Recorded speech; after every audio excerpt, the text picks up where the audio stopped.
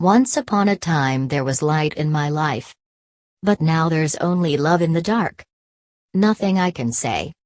A total eclipse of the heart. 2. In this Twilight palace, by these stained glass windows, in this forgotten cathedral. 3. Midna could breathe a sigh of relief. How wonderful it was to be free once more. No longer shackled to Xan's cruel regime, she could cast her thoughts once more in whatever direction she pleased. The door was open, the hall of evil deeds was empty. Perhaps too empty. Plotting, her thoughts twisted to Link, her old traveling companion of bygone days. It was high time she checked in on the kid. After all, he was spectacularly hopeless on his own, a mute brute unsuited for civilian life. Poor drooling idiot. She ought to pay him a visit. Besides, there was fun to be had in the world of light, she could feel it. The endless plains of Hyrule sprawled out beneath her buoyant body, soaring on invisibly under the moon, glistening darkly in her shadow imp form, gliding effortlessly through air. The starful night glimmered above her and she hummed to herself, looping about nocturnal cloud pillows in carefree abandon. When Midna was humming, all was well. All was not well elsewhere that night as Princess Zelda stumbled out onto her bedroom balcony, stretched and hiccuping. Pale moonbeams graced her tiara, shimmering like the wine glass she held in her gloved hand. A sleeping blackness stretched below, her kingdom. What a pleasant night, the princess murmured, urbane, to comfort herself, for pleasant was not her heart. In her unquiet soul something was amiss, that which she dare not admit to herself even on this loveliest of nights. Lovesickness shook our princess. Zelda took a demure drag on cheap wine. Drat, I'm wasted. Eyes down, she frowned. Was it Link? 4.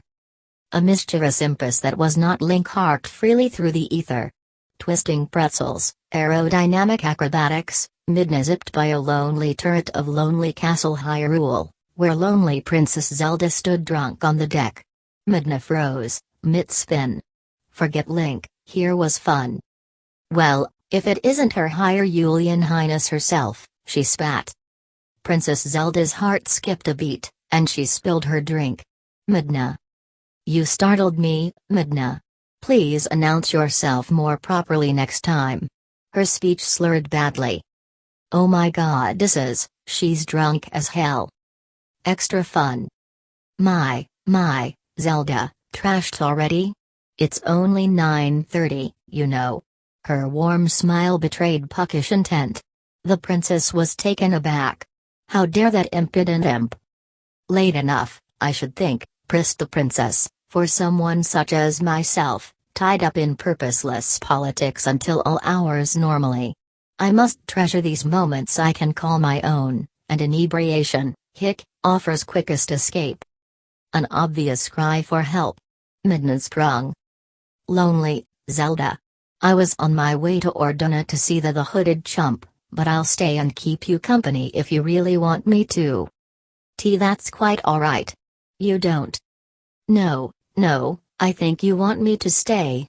In fact, her eyes narrowed, I can see you're begging for me to stay.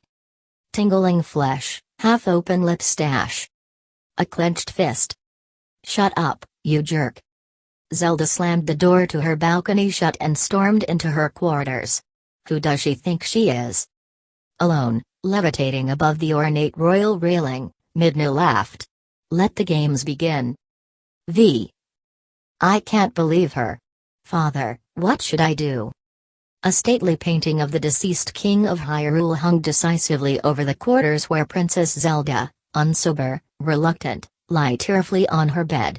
Her heart pounded, like hammers banging, loud pounding sounds.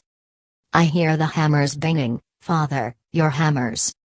Midna sat pensive on the castle roof, kicking her petite feet against the shingles, banging, in thought. Zelda needed to loosen up, have a little fun. That father of hers was a tyrant. Have to break his spell, maybe get a little loose in the process, if you follow. She wants me. I can tell. It was plain to see.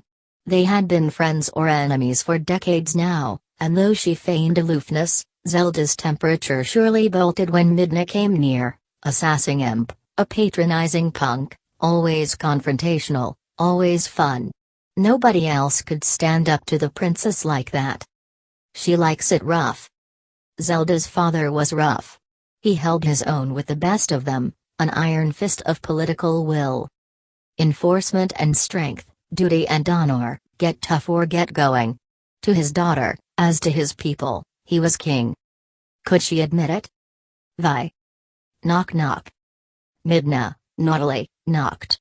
Zelda, tossed haughtily under the covers. Go away. Midna knocked again. Please, go away. Bonk. There was no escape. Heart pumping, Zelda thumped to the latched casement and flung it open. Why will you not leave, Midna? The princess demanded. Midna swooped into the room, alighting on a wooden trunk stuffed with drinks. She stretched, yawning, knowing. I don't know, you just seem so hungry, Midna said enigmatically, eyes aflame. Zelda's eyes, gasping, were cold. Too strong. More casual. Hungry for companionship, I mean. Safe. I wanted to help you enjoy yourself on your night off. Zelda stepped back, placated but skeptical, and, though she tried to hide it, hopeful. Well, she sniffed, sloshed, I have been meaning to mix more with friends. It's working. Easy. Now, perhaps I can. Hey Zelda, it's a nice night. Want to go for a walk? Zelda's heart leapt. Ascent. 7. By lakes, by winding roads and mystic higher Julian velds, under bright fresh astral effulgence and milky stars and galaxies, the dark outer reaches of space itself, flowing, endless, open, vast, walked Zelda and Midna, not quite abreast. You know, Midna, breathed Zelda, every tone hushed, magical, tipsy, it's not often I get to go out like this. A smile, she's ready. Midna brushed closer, hanging wistfully at the princess's shoulder. She would take her to a magical place, indeed. They walked on.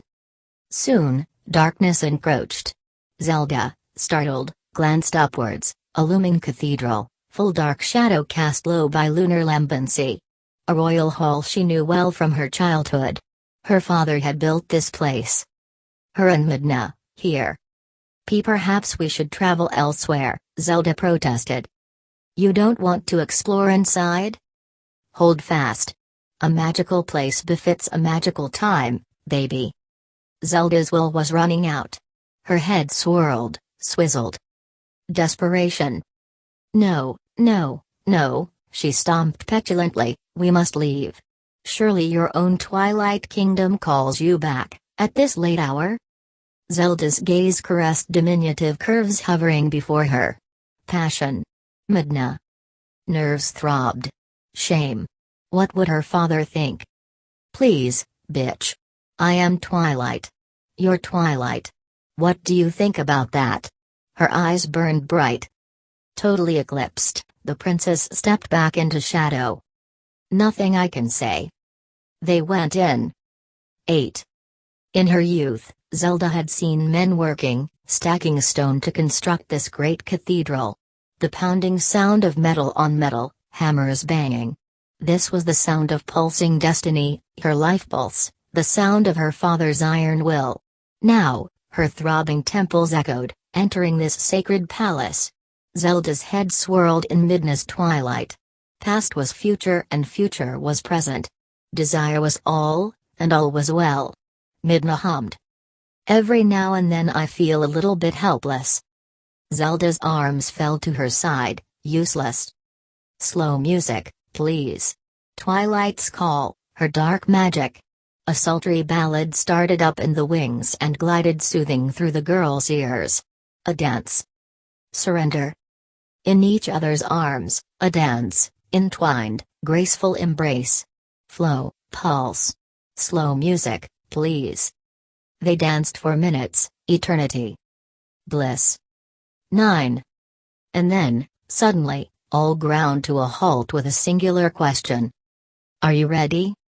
The question rang out like a shot. Halt. Wrong-footed, Zelda could not answer this summons. Well? The music stopped. The two stood apart.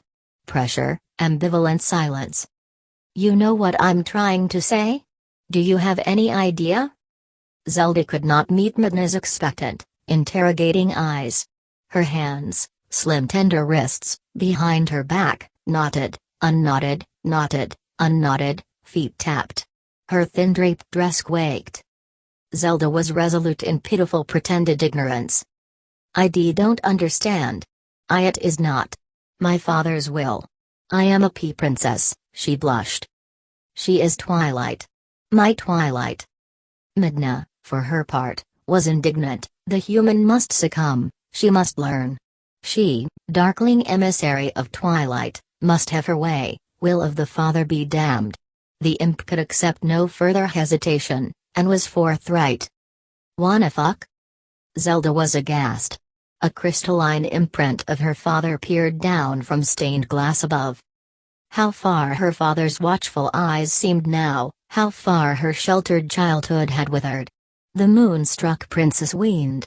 She could hear the end, turn around, bright eyes. My beating heart. My arms, I can't feel my arms. My head. Please, not this. Not her, not here. Must I say it? Please, don't make me. I love you. Well?